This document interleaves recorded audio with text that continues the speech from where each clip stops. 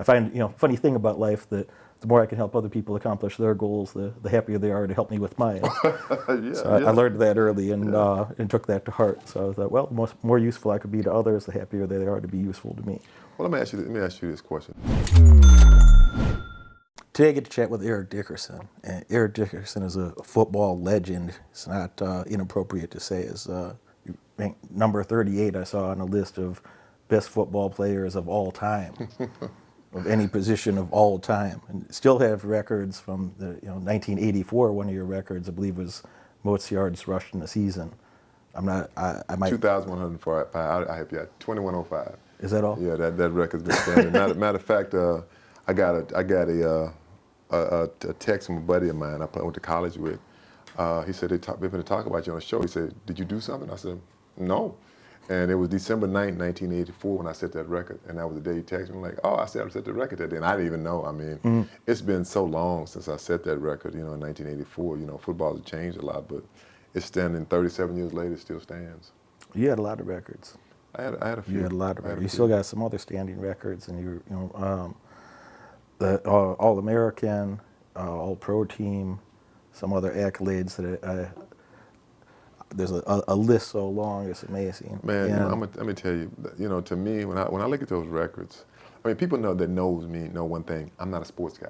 Like, I don't like watching sports. I watch sports because I have to talk about it, but I'm not a guy that can go to a football game. Like, every game, I leave at half or right after half. I'm just not that guy that's going to sit there and watch sports all day. I can't do it. I love playing it, not watching it. I think something that's made you special, or in my amateur opinion, where I look at some highlight clips, and I ask my friend Carlos, whenever I have a football question, I ask my friend Carlos Huerta. And he played, he had 3 national championships in college. He has some records from college that still stand from the U Miami team that he was on, and he had Grey Cup championship later. Only 3 years in the NFL. He got a knee injury playing soccer in the off season. Wow. A girl kicks his knees. But soccer, Carlos has been a friend of mine, like a kind of a big brother to me for more than a decade. We know each other. So whenever I have a football question, I ask Carlos, and he says that the way that you played, it looks so natural and so easy. And obviously, there's tremendous work ethic that goes into it. It's not there's a natural talent and a tremendous nurturing of that, and the psychological and physical effort that has to go into that. But how do you make that look so easy? Well, that's a question that I've heard, a statement I've heard for so many years. Even when I started playing sports, is that I look like I wasn't trying. I made it look easy. And I'll say this much: it was a God-given talent, and I always say that it was a talent that He gave me, and my talent was second to none. And I'm not bragging when I say that. It's just the truth. I mean, it was like, when I looked at one of my favorite actors or guys on TV was Bruce Lee, and he made it look so smooth and so easy, but it wasn't easy, and that was my thing. I tried to make it. I was just smooth with it, and it was natural for me. It was because I ran upright, I was fast, I ran track, and I never was that. I was never that guy. And I've heard it for years. Even my mother, who raised me, my great aunt, I was legally adopted, and she didn't like football. She hated football. And I'll never forget. It was we were sitting talking, and he said, "Eric, I hate that game." She said, "But son, you make it look so pretty. You make it look so easy." And I said, "Mama, it ain't easy out there." And she knew it wasn't easy, because you got to think about a sport. Football is a very physical sport. Yeah. It's a lot involved in it. It's a lot of hitting. But it was. I'll say it again. It was a gift from God. When I chatted with Marshall Falk about some of the injuries that happen over a career in sports, that he was saying, when you play your first game, your rookie season, you already got some wear and tear, and it just keeps rolling. Oh, that's true. You look, from the time you get into training camp, you can maybe stay healthy, a little bit healthy in training camp. By the time you get to after that first game, you always hurt. I mean, you never play healthy. You never play one game where you like I have nothing wrong with me. You might have days I feel really good, but I always have something. But I got to say this for myself, and I thank God for it. I've never had a surgery. I've never had, and I played for 11 years in a league where it was physical back then, and I was a feature back, and I missed my first game when I was in my 7th year. But I never had a surgery. But it is a sport that is physical, and you always hurt. And I think people don't realize that when they see guys on the field, and they think, you know, guys, he looks like he's in great shape. He's in great shape, but you always hurt. You never play healthy.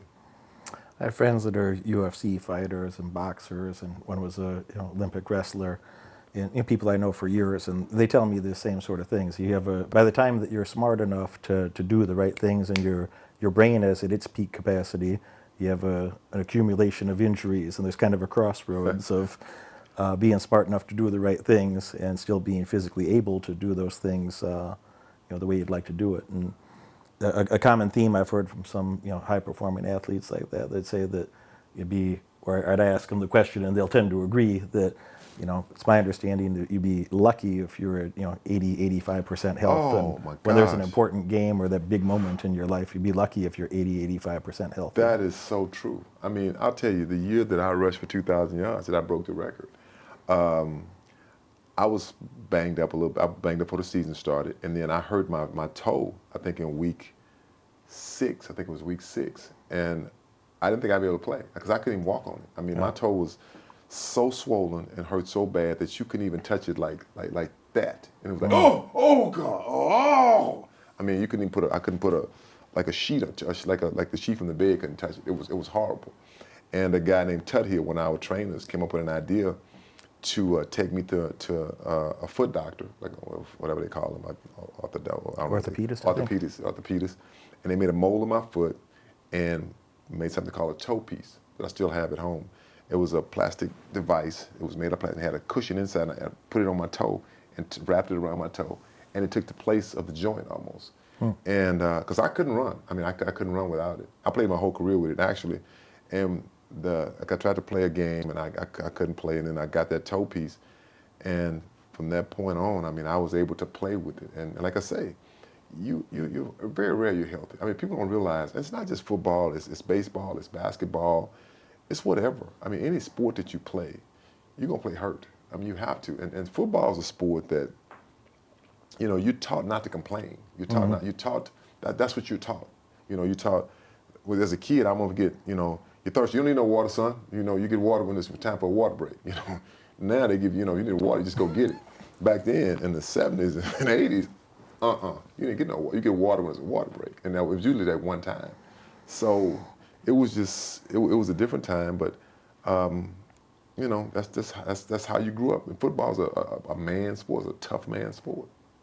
So you got to be psychologically tough. You got to go play injured. What's the training regime like at that time that you guys are working hard to? I'm getting to a point in a minute with the folks that people think that things are easy, and you make it look easy, but the talent and the psychological endurance and physical endurance behind the scenes, most people ain't cut out for that. Well, one thing is, when I talk to people and talk to especially young athletes, I said, look, first of all, you think you're going to play pro football. It's a 90% chance you're not going to make it. Because I didn't plan on making pro football. It just happened. And I said it was a blessing. Because, that wasn't my goal. I didn't think I'm going to be a pro football player one day, but everybody thinks they're going to be a pro football player one day. And it's something that you always have to work hard at it. Because, like I told my cousin, he plays for the Redskins. He plays for the Redskins now. And I won't forget, he was a really good athlete. He went to Texas A&M, Ricky Seals-Jones. And I won't forget, I told him, I said, look, son, I said, one thing about you, Rick, I see you're a good athlete. I said, but you're lazy. I can tell you're lazy in certain areas. Like, you'll be going hard and you'll slack off. I said, but, you got the kids over in Florida, you got the kids in California, because he's from Texas with me, like I am. You got the kids in California, you got the kids in Florida, you got some of the kids in Texas. I said, those kids want to get out of the hood. They're doing whatever it takes to try to get there.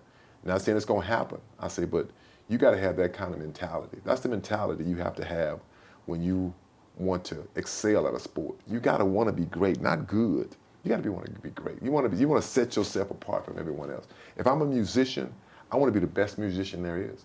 If I'm a photographer, I want to be the best photographer there is. I was taught that by my dad. My dad taught me. He said, look, son, he learned me this lesson at a young age.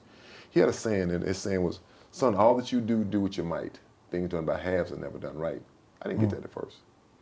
And so one day I got up and it was a Saturday. I was probably about 13 years old. And we almost had an acre of land, and you had to cut it with a push lawnmower. So I get up early. I'm gonna cut the yard, and I'm gonna go, go out and play with the guy, play with my friends. And I get out, cut the yard, and kid, he comes outside. He says, "You cut the yard?" I said, "Yes, sir."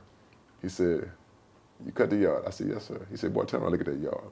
I turned around, it was patches everywhere, because I was rushing. Mm-hmm. He said, "Son, what did I tell you? All that you do what you might. Things done by halves are never done right." He said, "Cut that whole yard again." I got it after that, because, and that's a true statement. It really is. If you think about it, you tell anyone that. If you half-ass do something, it's not gonna be done right. I mean, if you half-ass work out, it's not gonna be done right, because somebody is doing it 100%. That guy that just puts a little bit more into it, and you go against him, you like, because I'm gonna tell you, when you play a sport, like football, you cross some guys, and you're like, man, he is putting it on my ass, or you feel like, I'm putting it on his ass today. I'm giving it to him. You know, you know when you're doing it. So, that's what it comes down to. If you want to be, if you want to be good, great, or you want to be average. I'm really happy you said the thing about there's some hungry young men out there that they're going to work their ass off and give something 100% to try to go be somebody. And I kind of have, I've had two experiences in life where when I was young, my father was from prison. My mother was not the best mother. And I was always in trouble. I had to do a lot of guess and check. I didn't have good mentors. I didn't have good role models. And that's how I think of it, is I had to go try shit for myself and find out, like, oh, that's not a good path forward, but that's painful, Mm-hmm. Go try a different way. Oh, that's not a good path forward. And I had some good negative role models that taught me things like, I knew heroin wasn't a good idea. I like the good negative role model. Yeah, I had some of those. I knew, smoking crack's not going to give me the life that I want. So, I avoided some bad things that maybe I wouldn't have, Mm-hmm. So I'm grateful for that. But, 35 years of hard work later, and, now I have nice things and I can travel where I want and do what I want. And now people just think it's like, oh, there's it's like an overnight success or something. They don't know the other. Somebody gave it to you. That's the thing. I get pissed inside, and I still got to control my emotions better about that part, because it's not right for me to do that. But it's my sincere emotion. Mm-hmm. Somebody, oh, your dad was probably rich, or somebody did this or that, and I'm like, man, I was stabbed as a teenager. I was fighting with everybody, and I had, it was not a pleasant environment that I lived in, and I spent 90 days in jail when I was a teenager for violent type things. And later I got 3 college degrees. I went to Ivy League graduate school. I made a lot of money. I made a lot more money, and I feel good about that. But now people look at that and they see the outcome, and they're like, you must have had a lot of advantages. They think you had it easy, don't they? Yeah. I know. And I know that. I always thought to myself, even at that time, I thought, well, if I'm not putting in the work, somebody else is. If anything that I was going to dedicate myself to, I wanted to make sure that I did the best I could at it. And I made some people say sacrifices. I generally think of them as investments. I generally think of investments where, I'm not going to do this, or that, because I want to say no to a lot of things so I could say yes to the couple things that I wanted most. And you might have thought about it in different words, but no doubt you had lived a similar experience. That there's a lot of things you have to say no to say yes to the couple things that's most important to you. I mean, what you said is so true. And like I said, I think I finished my thought earlier because I kind of forgot. When you have made it, they look at a finished product. It's like a person looks at, let's take LeBron James. Let's take LeBron James. People look at LeBron James, oh my, they don't know him. Oh man, he had it easy, man. Everything was given to him. It was like, man, let me tell you something. You don't understand. Sure, it's a lot of kids that, young men like yourself, like you said, you've been stabbed, you've been in jail, but they don't know that. They see you on television, they see the finished product. It's like a car. When you see the finished product, wow, that's nice. But they don't see the wires go in it. They don't see the engine. They don't see the ignition. They don't see the hard work that goes into it. When it's just like, damn, that's it. It's like going to a house that's like a shack. But all of a sudden you go back a year later, like, that's that same house? Mm-hmm. That's that same house. Mm-hmm. That's that same house. But it's a lot of hard work. That house didn't just like all of a sudden miraculously, boom, I'm gonna make myself nice. It didn't work. That's not how life works. But and the sad thing about that, you have people who want that life, but they don't want to sacrifice for that life.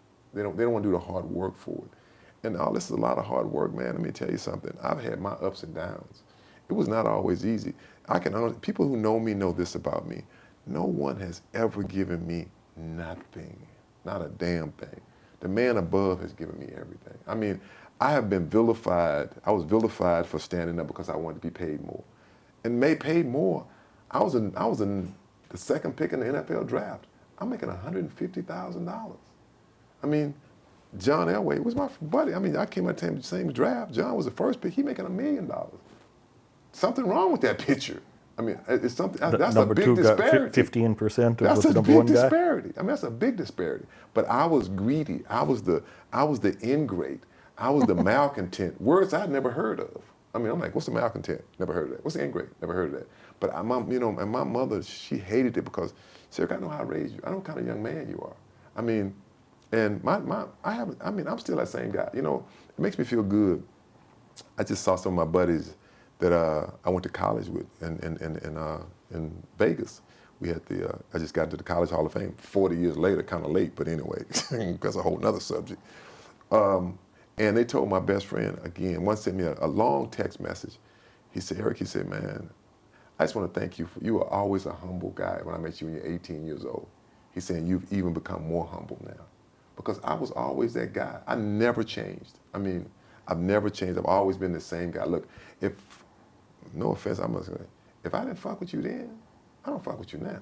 If you were my guy, I was always your guy. I mean, and it's not about the money, it's not about your fame.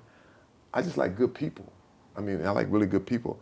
My friend brought something to my mind. He said, Eric, he said, remember the guy, it was a guy that worked, he was like one of the, kind of worked at the campus. I think his name was Raymond. I can't remember his name, Raymond. I think his name was Raymond. He said, remember? I said, oh yeah, I remember him. He said, remember he came part of our team. He said, you know why? Because he was like kind of like not a gardener, but just kind of worked around campus. And I had him come to practice one day, go over to practice. And I said, no, come on over to practice. Come on and watch practice. Stand out there and watch. And he started coming over, and I always get him to come over. And all of a sudden, for the next thing I knew, he had the coach's sweater on. He was like traveling with us. He's part of the team.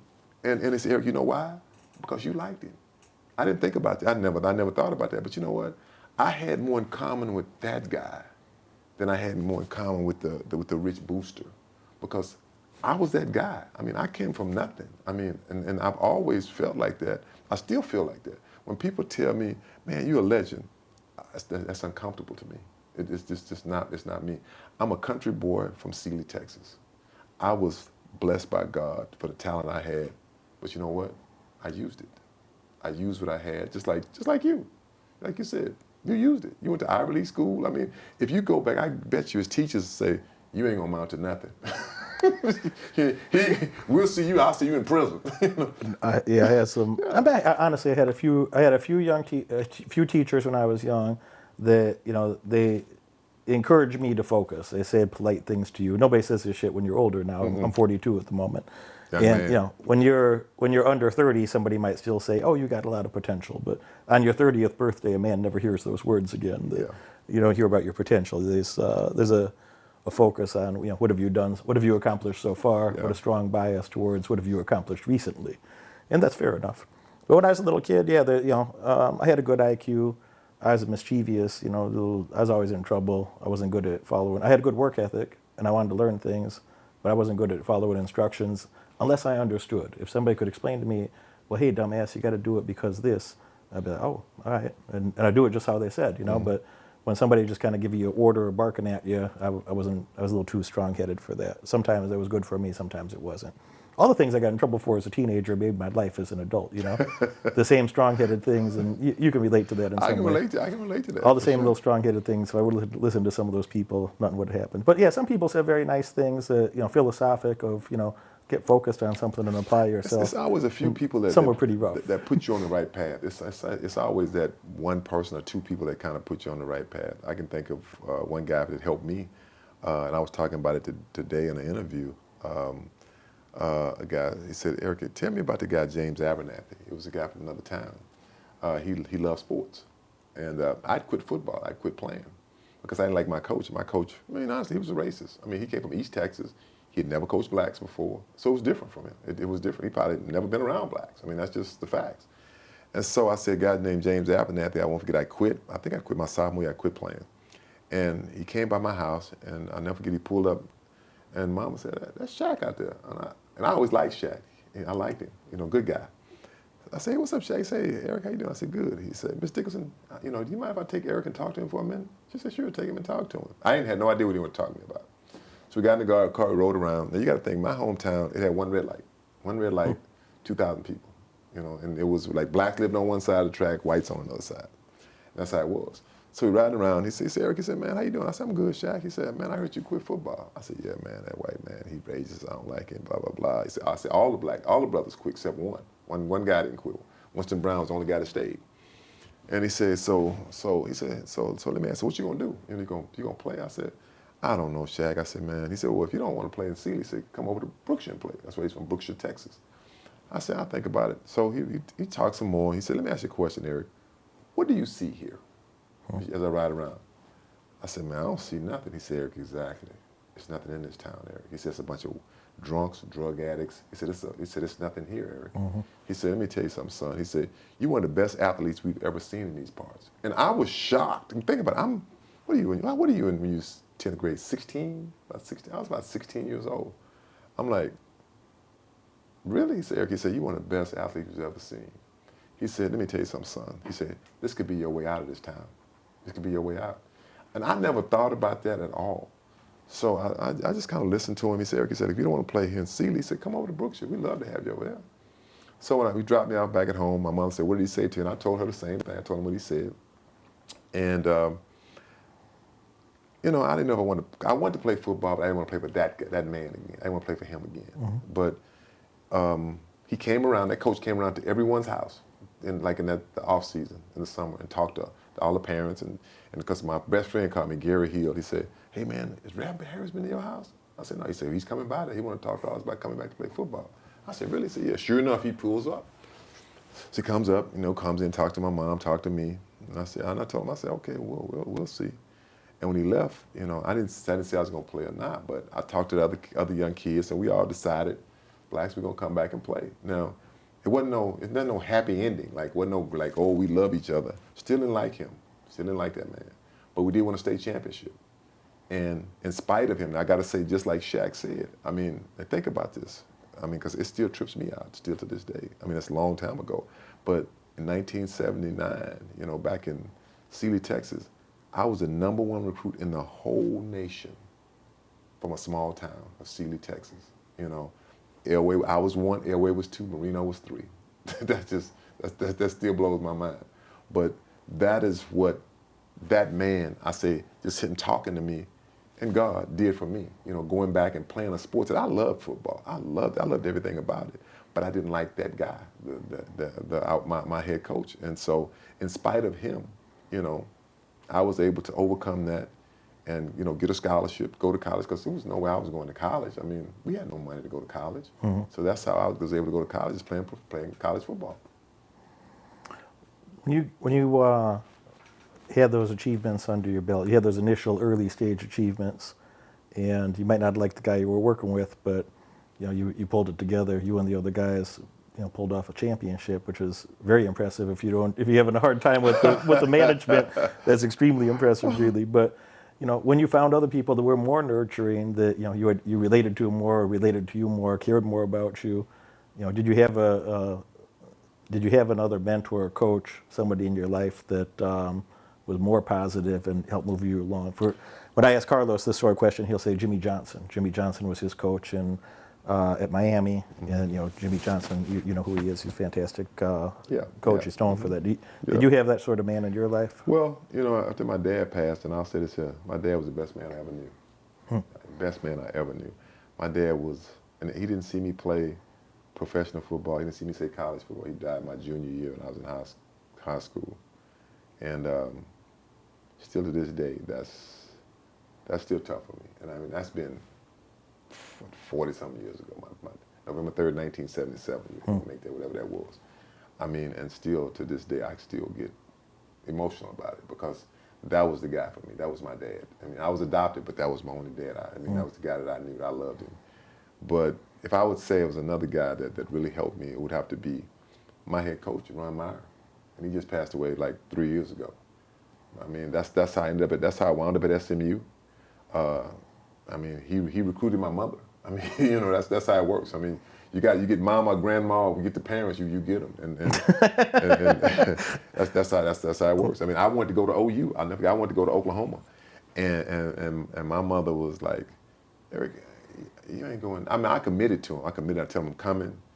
I never forget they walked out. She said, "You ain't going there. That man's a liar. I don't trust him."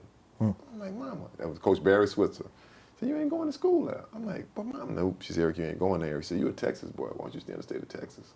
Make a long story short, a couple of weeks later, Ron Meyer came to the house, and he said all the right things. She loved him. He kept his word to me. He kept his word to her, kept his word to me, and that was my guy. I mean, I think about this here. I always tell people, it's not about the color of your skin either. I think people get to me caught up on black, white. It's about this. It's about your heart. It's about your heart. That's what it comes down to. Because I feel like when you die, you ain't going as a black man. You ain't going as a white man to heaven, or wherever you go to hell, or you're just going as a spirit. I mean, so for me, that man was the guy that, after my dad passed away, that made, I think, the most impact, in my life. And it's funny how a lot of players talk about their coaches, like their high school coaches or their college coaches. A coach has a lot of weight.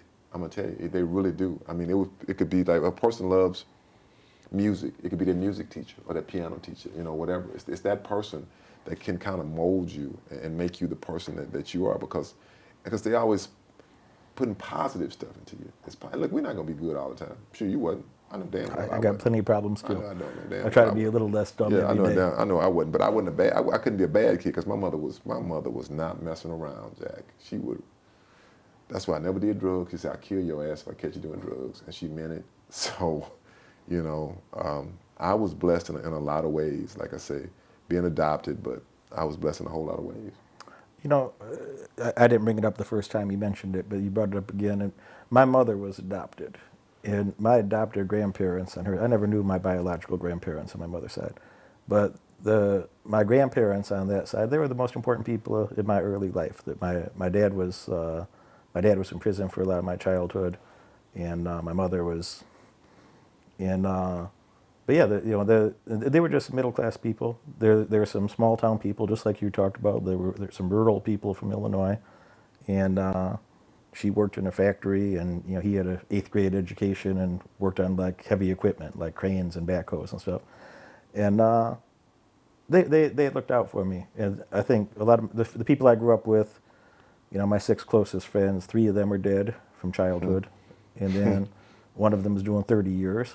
One of them is doing life, and one of them is crippled up because he was a dumbass and got himself injured being drunk and high, And when I look around at that is, I don't really talk about this with other people, but I guess I am today. But sometimes I feel that, I ask like, well, what the hell was the difference between those are the people I was hanging out with all the time, and you're going to be a lot like the people you're hanging out with all the time. And I really think that that was one of the big influences. Just there's a couple middle class people who put a couple thoughts in my head that if you learned more, you'd earn more. If you knew better, you'd do better. Sort of thoughts of taking a personal responsibility and finding a better path. And so they used to say a couple nice words to me here and there, and it encouraged me to not be in some of the most awful mischief that some of my friends were, if that makes sense, That helped me a lot. So, and they weren't my biological family, but they're the closest thing to family I ever had in my life. And when you said that about your father, I felt that inside because I had people like that in my life. For sometimes it doesn't take someone to be your biological family member, dad, brother, sister. My best friend is Charles Drayton. We've been friends since I met him in college in 1979, and he is like a brother to me. I mean, when I see like a brother, we're like brothers. I have another guy who lives right here in Santa Monica, my boy Randy Mondello. He's a white guy, Italian. He's like a brother to me. You think I look at him as being white? That's my boy. That's all I care about, because the thing is, I always say it's about the person. It's about the person. It's about, like I say, my dad wasn't my dad, but that's all I knew was my dad. And it's about how people treat you. if you think back, you think about teachers you knew. Just think about a teacher you knew. Think about the teachers you didn't like. Think about those, and then think about the teachers you liked, the one that spoke positive things into you. You know, try to help you along the way. Just say, hey, look, you shouldn't be doing that. Do this. You know, you're good. You know, I know you have whatever they say. Then you think about the one that said you ain't gonna amount to nothing. You know, you ain't gonna get out of here. You always remember those ones. I remember it very well. The teachers that I didn't like, and I remember the ones I liked. I had an English teacher named Miss Oram in college, and I won't forget. She told me. She said, Eric, you're really smart. She said, but you know one thing is, you're lazy. She was right. I have to give it to her. She was right on, but she was right. And I hadn't talked to Miss Oram, man. I got a letter from her about 4 years ago, and I always thought about her because you know was no Instagram, was no Twitter, really wasn't cell phones. You know, when I left college, there were no cell phones, answer machines. I said, I had no, you know, and I should tell her, I said, I tried to get her to come to my football games. I said, I'm a pretty good football player. Just come watch me play sometime. Pretty good. I did. I said, I'm pretty good. She said, well, why come on, watch you play one of these times? She never did. And so she wrote me a letter, and this was, like I said, about 5 years ago. She said, I'll never forget, she kind of started saying, you might not remember me. My name is Miss Nancy Oram. I was your English teacher, and blah, blah, blah. And you said that you were a pretty good football player, and I should come out and watch you sometime. I remember you in my English class. You were very smart, but she said, but you were lazy. And I laughed. She still said that all those years later? But you were late, but you could be lazy. And she said, I'm fighting cancer, and my doctor's one of your biggest fans. She said, would you mind sending him an autographed picture? And man, I wrote her back, because she had a number. I sent her a long email. Her email. And I said, do I remember you? Most definitely I remember you. I said, for sure, Miss Oram, I'll send your doctor a picture, an autographed picture. And on the picture I wrote, I said, you take care of my favorite teacher. You know, it's just stuff like that. And see, something like that, some stuff like that, that's small.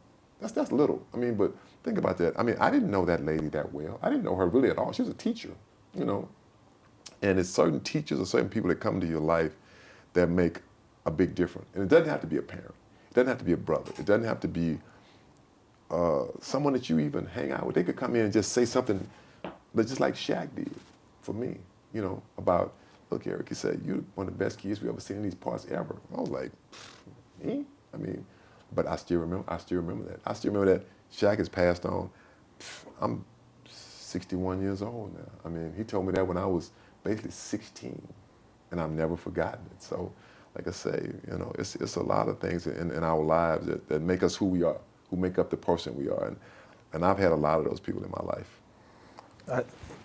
This conversation's taken I let these go wherever they go. I don't have an agenda, you know, but it's taken an interesting path and a unique one. I'm happy about it, and I mean that sincerely. And I have both of those anchors in my head of people that said nice things to me that somewhere in the back of my head I still feel like I have to live up to that standard of what they saw in me before I saw that in myself. And then there's some people that said some shitty things, and I still have a little anger once in a while. That of course. I'm like, nah, that shit ain't true, and let me go work a little bit harder today to make sure that shit don't become true. Of course. That's I was life. motivated by both of those circumstances in different ways. People don't really talk about that, but I think that's a very useful thing that you touched on, that people don't talk about that. But I had to work my ass off to go find positive mentors and positive role models, and earn my way through school, and I got 3 college degrees later, and I didn't want to. I just thought, I studied business all the time. We didn't have no goddamn money, so I wanted to go get some. And I'm 50% Jew by heritage, and a Jew without money is like you're not even accepted by your own people. You understand? So any wealthy Jews I meet today, that when I tell them, yes, I'm right. That's funny. Look, I can say I've never heard that. That's right. It's such a bizarre idea. You can't help but laugh when right. you hear it. That's like a black person without soul. It's just not right. It's something wrong. You ain't got no rhythm, brother. You ain't got no rhythm. That ain't right. So, I had to live up to the standard my ancestors would have expected of me. But I'm also 25% Native American, and I thought to myself, well, I'm goddamn happy I don't have to live in a teepee. So my ancestors there would like me to, to be happy to have the penthouse I have today instead of the circumstances we would have had. But man, I had I really try. You said this, but I just elaborate. I really tried to take advantage of. I felt like I didn't have a lot of opportunities, but I thought, well, your brain works, and if you're willing to work too, you're gonna go create some opportunities. And I just wanted to be around a better group of people, and I really worked really hard at that. I was out shoveling snow and walking dogs and raking leaves and cutting lawns and all the everything you could do as a young man trying to find a couple dollars and 7, 8, 9, 10 years old. And I had a paper route, then I had 4 paper routes, and then I'd manage the paper routes, but other people were doing the paper routes and so on. You got that business mentality at a young age. Early. Yeah, at an early age, yeah. And I'm a high school dropout. I never finished high school, so I had to go to community college first, and I got some scholarship money to go to proper bachelor's degree, and then I graduated there at highest honors. I went to Ivy League school, the nerd school as an adult, But I at least knew early that if I was around better people, that I was going to take that in. I was going to perform better too. And it looks like you made the best of that. That you had some natural talents in different ways than I did. I just had a good nerdy brain that I was good at seeing something over here and seeing something over there and putting the pieces together and making something happen with it and finding pragmatically better outcomes that were going to be financially prosperous for myself and for people around me. That I find funny thing about life that the more I can help other people accomplish their goals, the happier they are to help me with mine. I learned that early and took that to heart. So I thought, well, the more useful I could be to others, the happier they are to be useful to me. Well, let me ask you this question. When you do something for people, like I can say for myself, I don't know about you, but when I help someone and do something for someone, it makes me feel, I like giving. I'm a giver. I just feel like that, especially when someone is appreciative of it, like when they really appreciate it, it just really makes me feel good inside. I mean, I won't forget one time, this is years ago, I wasn't playing, I think I just retired from football, and I'm in Bed Bath and Beyond. And walking around looking for stuff, and it was a lady, she had some really thick glasses on, and she was looking in this mirror that had a light on it. And she was like, wow, I can really see how to put my makeup on with this mirror. I was kind of walking by, I heard it. And I said, wow, that's a nice mirror. She said, isn't it nice? I said, it really is nice because it lit up. And she looked at the price and said, wow, this is like $200. She said, I can't afford that. And I said, wow, that is, to myself, I said, that didn't seem that expensive. So, and she kept looking at it, she walked away. And I went to the lady, I said, give her that mirror and don't tell her who gave it to her. Just give it to her. I'll pay for it. And the lady, the salesman, she started crying. She said, that's so nice. I said, because to me, just giving her that little, $200, I mean, to me, that's not a lot of money. I mean, I'm not saying got a whole lot of money, but I mean, right now and back then, $200 that's not a lot. I mean, I wouldn't take $200 and set it on fire, don't get me wrong, ain't no fool. But I just felt like, just to do something for that lady, never knew me, she didn't know me, I didn't tell her my name, nothing like that. It just made me feel real good. It made me feel good inside. And I won't forget, I went back like a couple of weeks later, and she said, because she asked me my name, I said, my name is Eric, she never knew my last name. She saw me, said, I have a note for you. I said, really? She said, the lady that you bought the mirror, she left you a note. And she said, I just want to thank you, my guardian angel. She said, I love my mirror. Man, and just that little gesture, man, that's a small gesture. That's something small. But I've never forgotten it. And it made me feel good about doing something because, I'm big on helping people. I just feel like for me, I've been blessed. I have. I mean, because I know, and I keep saying this, I know it sounds redundant, but I know where I came from.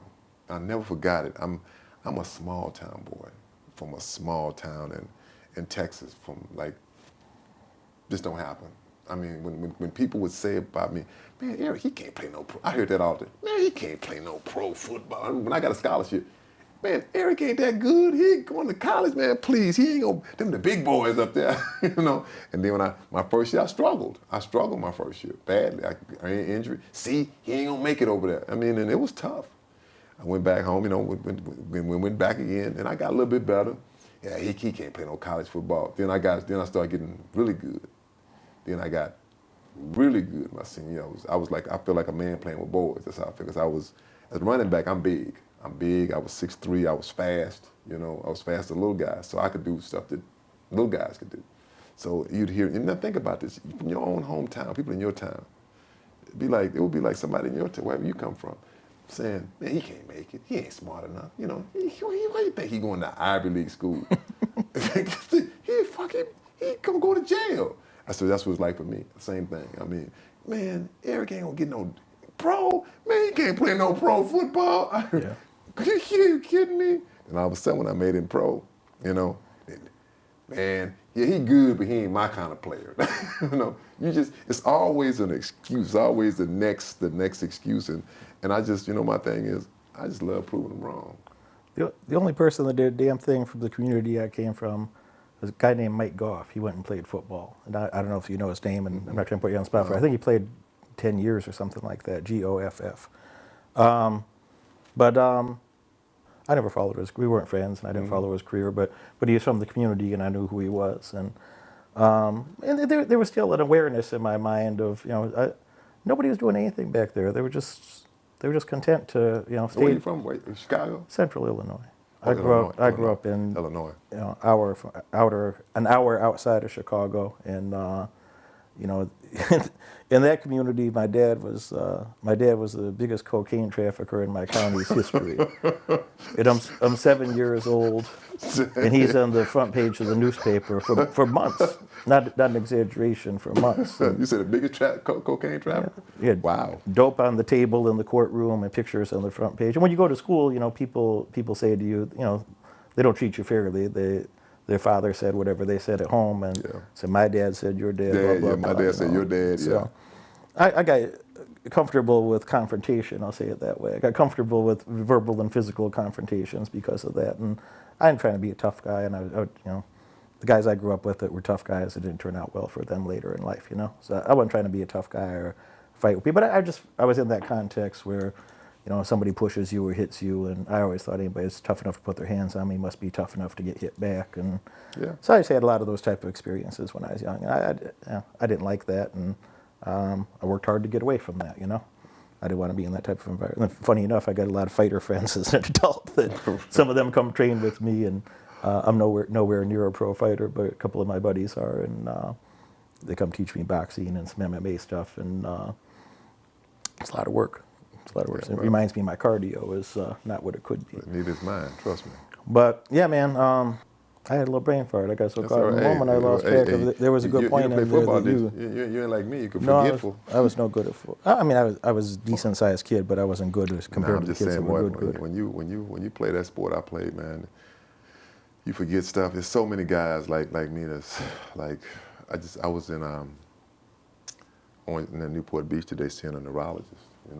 From all the concussions and CT and all that kind of stuff, and that's a real deal. I mean, I gotta say, people. And the guy asked me today on another interview, he said, "Would you do it again? Would you do it? Would you play a sport that could harm your body and do the things that you've seen happen to players?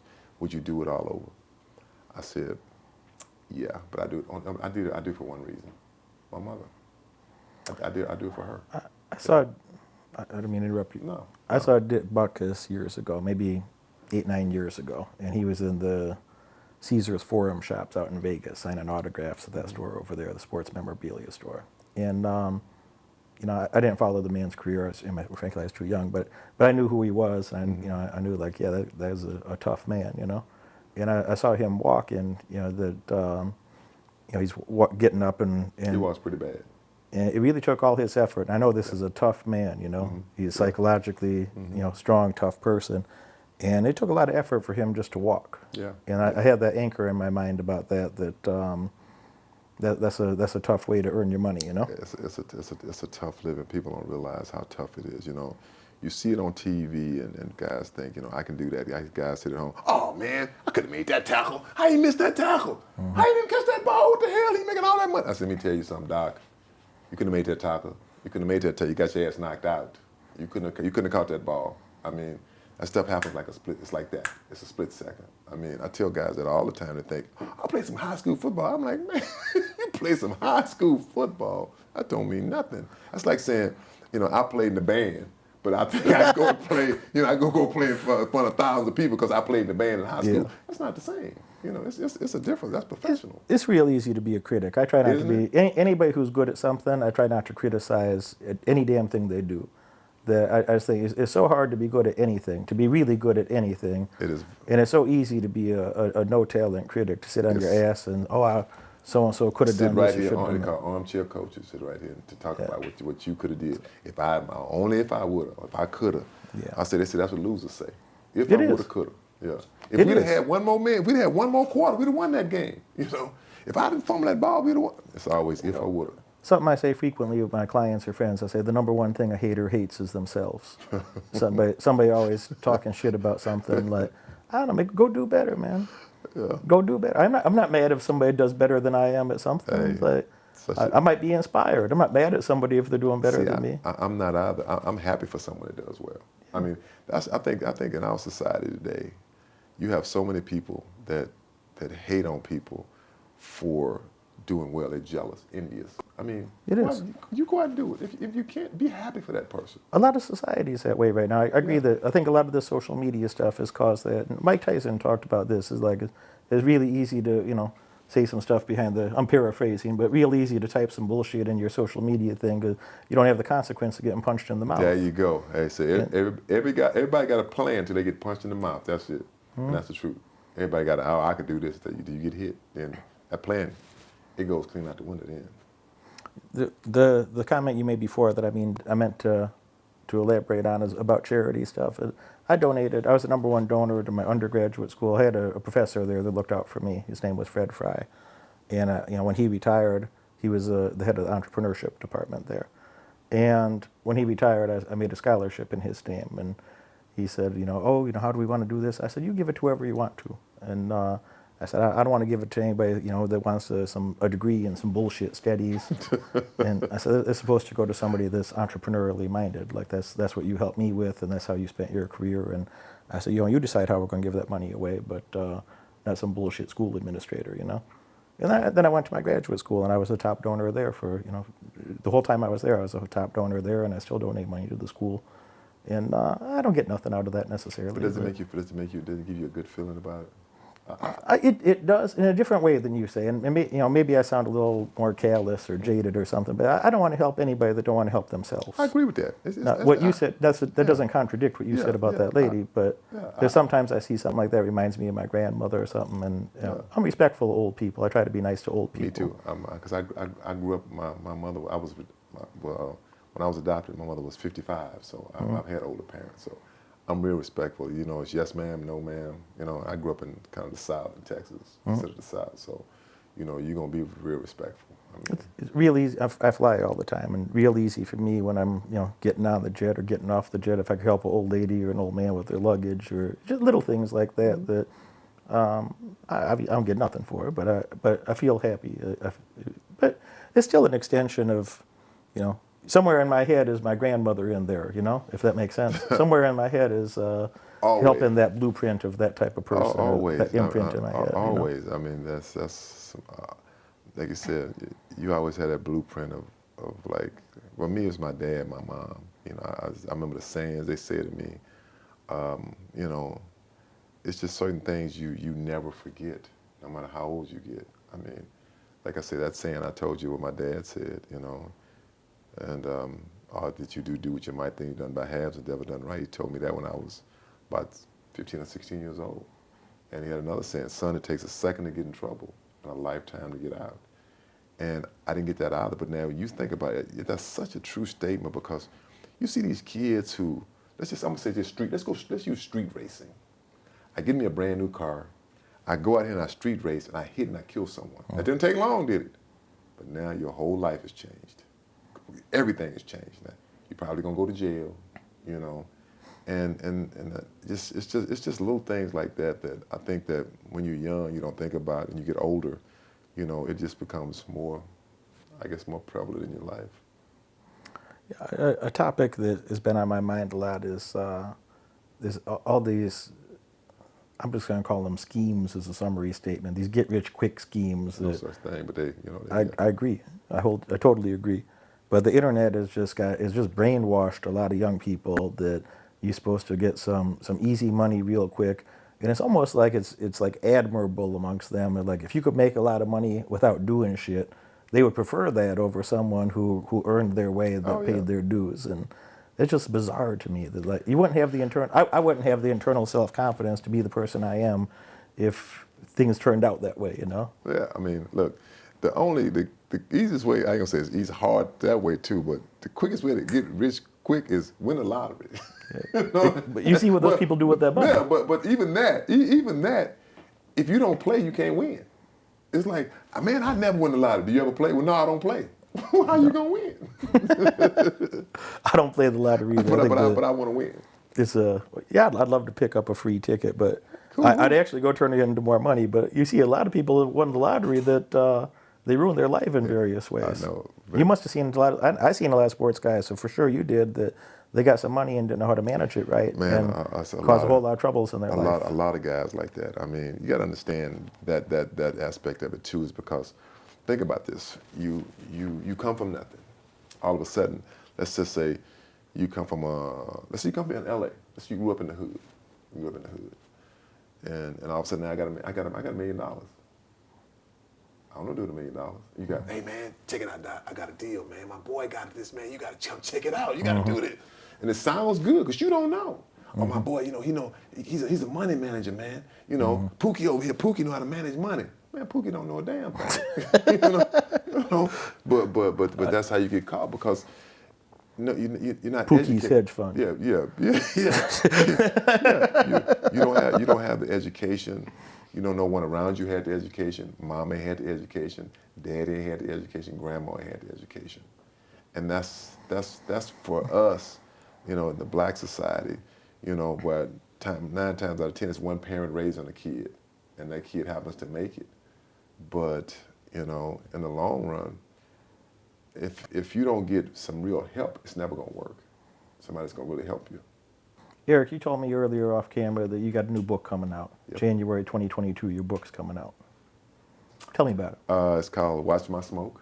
It's a story of my life, basically. My life growing up, playing from the time I was a kid, raising, high school, college, pro, everything. It tells a lot. People always want to know about the Gold Trans Am. In college, it talks about that. I've heard about this story. It talks about that also.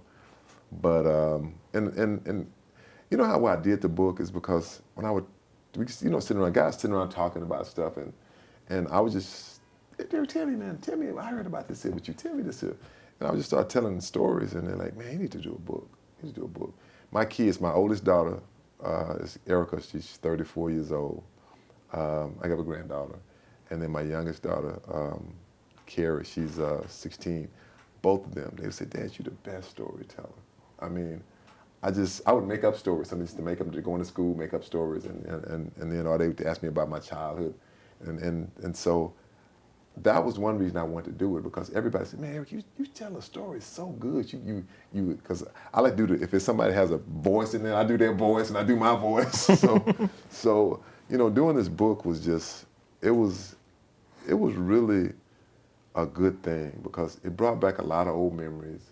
Some hurtful, some not so hurtful. A lot of good things, a lot of bad things, how I felt about things in college, my high school, how I felt about my high school coach, how I felt about the NFL.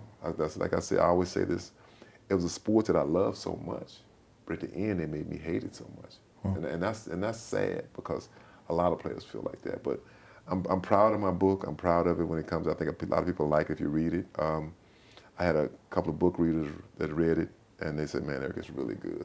It's really entertaining. And that's what I want. I mean, I want them to like it. And it's all true.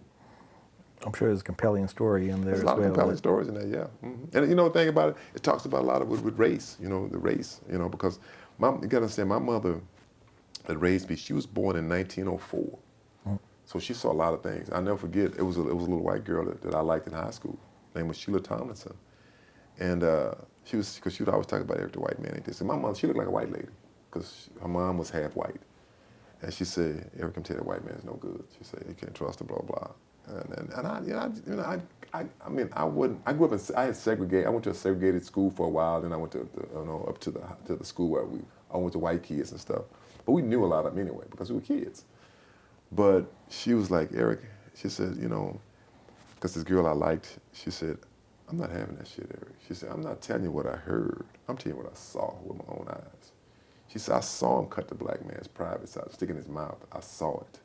I saw him tar and feather him for no reason. I saw this. Not what nobody told me. I saw it. And so, my mother was a big influence in my life. She really was. But, I just felt like that some of the stories, some of that stuff need to come out. But I just feel like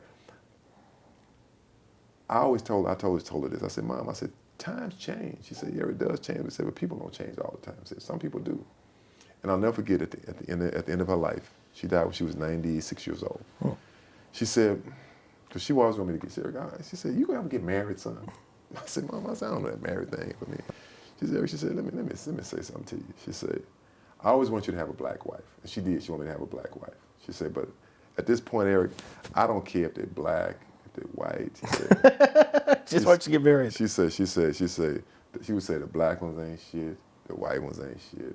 She said, Eric, I just want you to have a woman that loves you for you. And I never thought I'd ever hear her say that. Hmm. Yeah, really. And she said, I don't care what color she is, Eric. As long as she loves you for you. And that's what I believe. And I know my mother's happy with me because I'm not married, but I'm with a girl we've been with for 22 years. And we have 2 kids, 2 beautiful kids. But that's my life with that. But just a side note, I never. Everything is obsessed with race right now. I know, man. And isn't it sad? I had friends, all different types. Not because I went and fucking selected them that way or some affirmative action bullshit or nothing else. It's just like I like anybody that keeps their word and we're gonna do something productive together. There you and go. I couldn't give a shit if it was a fucking Martian. I would love to meet a purple motherfucker that just kept his word and we just did some shit and got things done. I agree with you, man. Hey, let me tell you something. My dad had another saying, be a man of your word, Eric. Do what you say and say what you do. And I believe that. I mean, I'm big on that. If you keep your word with me, you my kind of guy. I mean, no one's perfect. Let's get that right. No one's perfect. But if you keep your word and do what you say and say what you do, that's all I want. And you're going to make mistakes. Sometimes you're like, hey, man, I'm sorry, I couldn't keep my word on this. But you tell me. You don't slide out the back door and try to hide. I seldom fuck things up with friends, or at least I think I do. Yeah, me I too. say it differently. I have a lot of long-term friends. A lot of people. I don't make a lot of friends. I don't need a lot of new friends. Okay. But if I made friends with somebody, we're likely to be friends for 20 years later. We're still likely to be friends. And don't mean I never fuck something up, but if I fuck something up, I think it's rare. And if I do, I'll own that. And I say, you know what, I did this, and I wasn't thinking about this, that, and I apologize for that, and that's not going to happen again. And if I tell somebody I'm sorry, I'm not going to, they know that means that I'm sincerely sorry, and that shit won't happen again. See, that's me. My mother used to say this, oh, I'm sorry, and then she'd do the same shit tomorrow, So that pissed me off in a way that's still burned in my mind, that she'd do something fucked up, and then she apologized to me for it. But the words didn't mean nothing. The words never meant shit. Her words never meant shit. And that really, that burned in my head in a way that I'm never going to be that type of person. That you can't be around other high quality people if they can't trust you. Because they got too many good options. They ain't got time for bullshit options. I agree with you.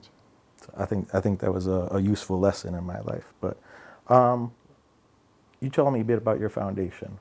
Our foundation, me and my buddy Jason. So once again, white guy. That's my guy. That's my boy. It's called Young Warriors. It's for fatherless boys. And how I got involved with this foundation is I didn't know Jason. I didn't know Jason from Adam. And the guy told me about playing in a golf tournament. Can you play in a golf tournament, man? I said, man, I don't think I can play. I said, I donate something. I donate a jersey or something. So I donated a jersey to the foundation, and then he said, it went well, blah blah. But man, you think you can? Could you he'd like to meet you? Just meet you. I'm like, okay. So sure enough, I met Jason. Jason Hill's his name, and Jason is like a big kid. That's the best I could put it. He's like a big kid. He's such a good-hearted guy.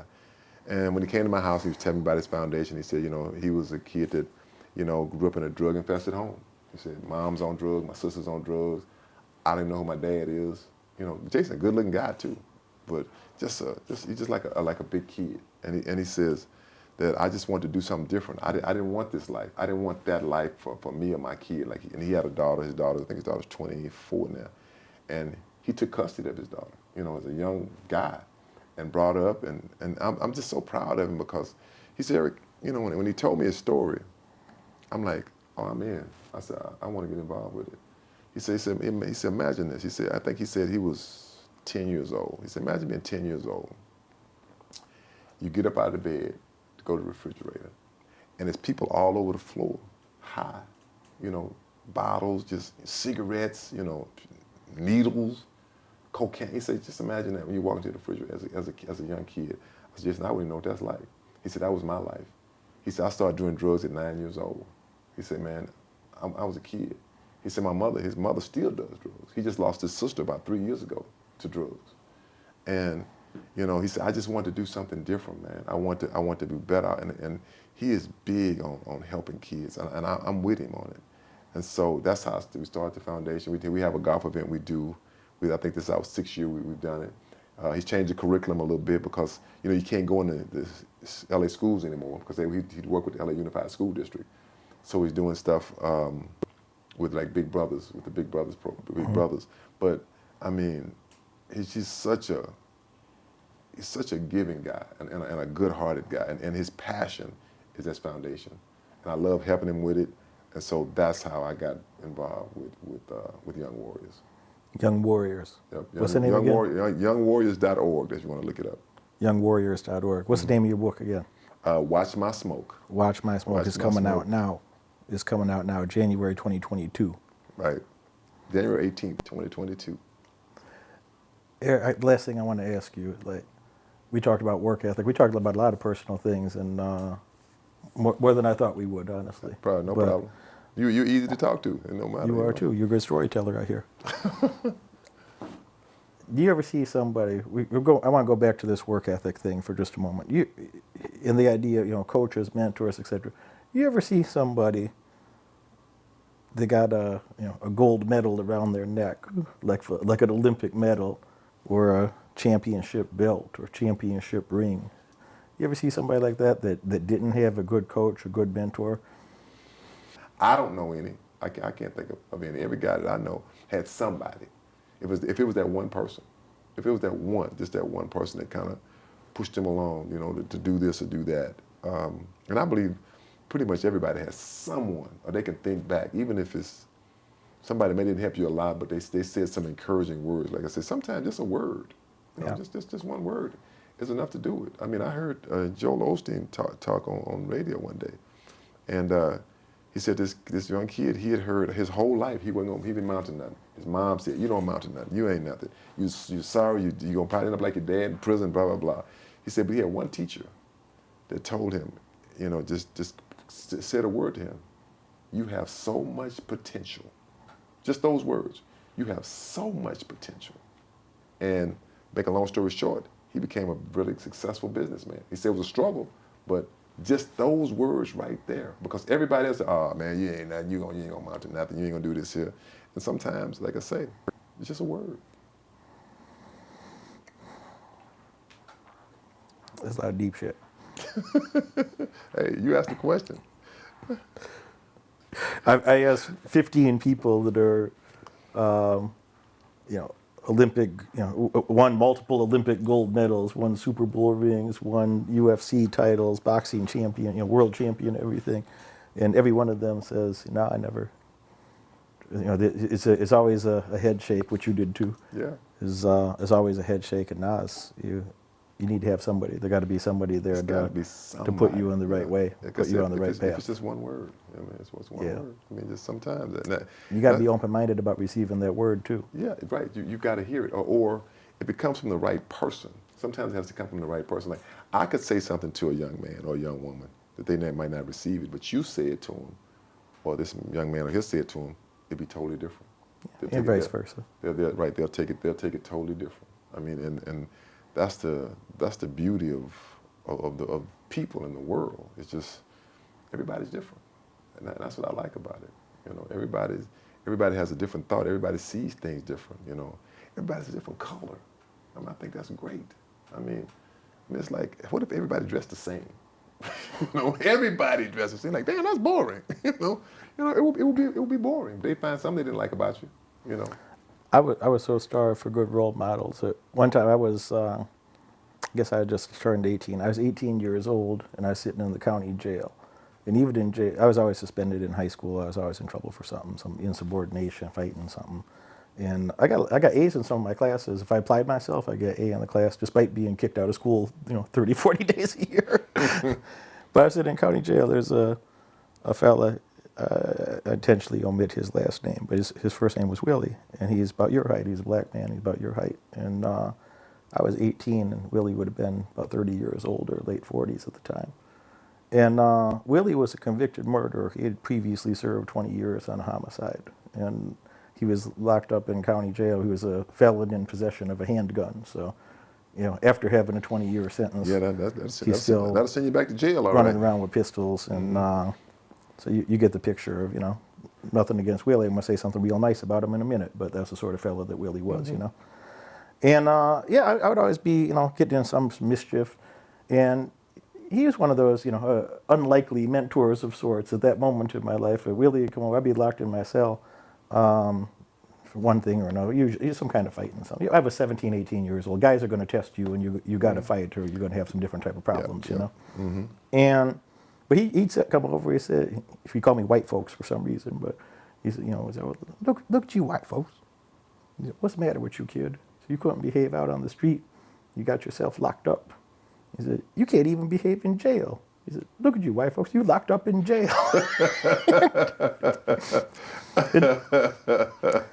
He wasn't the type of, he wasn't saying it because he was trying to get over on me or something. He would just, it was, from his heart, like a fatherly thing from his heart, that he wasn't up to nothing fucked up in any way. But that always stuck in my head that, I'm like, what, that old man's right. And he'd been around some shit and, had some tough times in his life, and I said, that old man's right. Maybe I had to pay attention a little bit. I went and got a job after that. I went and got myself a job. And all right, boom, just like that.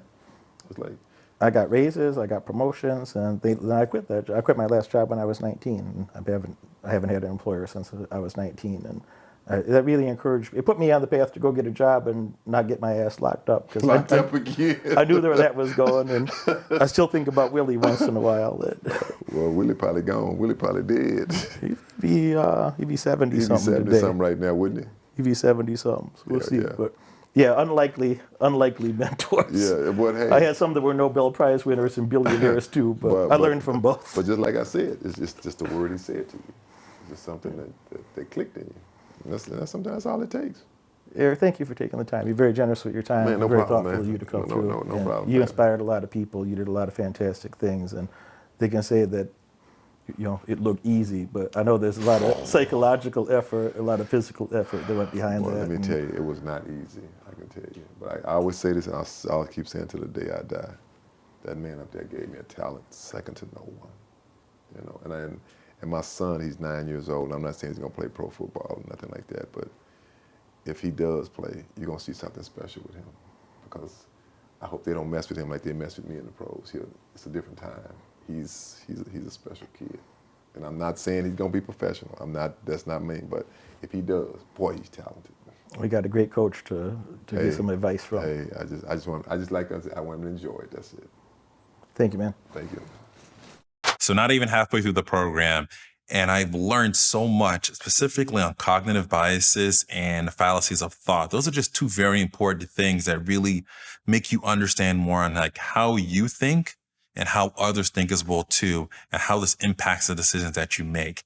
And for anyone that's sort of looking for that, sort of that knowledge, that push to really step up and really be able to work on your business, start your business, or you're running a business now and you want to take it to the next level, but you're not sure on the steps or the mindset that you need to have. This program, Moneyberg Mentoring, is really going to give that to you. Thanks for watching. Success is not for everybody, and it may not be for you. If you are or on your way to be a millionaire or multimillionaire, probably going to want to spend time with my clients. Probably going to want to have a personal relationship with me so we can accelerate that process, give get you living up to your maximum potential, earning your maximum wage, you're going to want to click that follow button. You're going to want to click that bell and get notifications. Tune in every Friday, tune in every Monday. You're going to love what you see. I look forward to having you as a client in the future.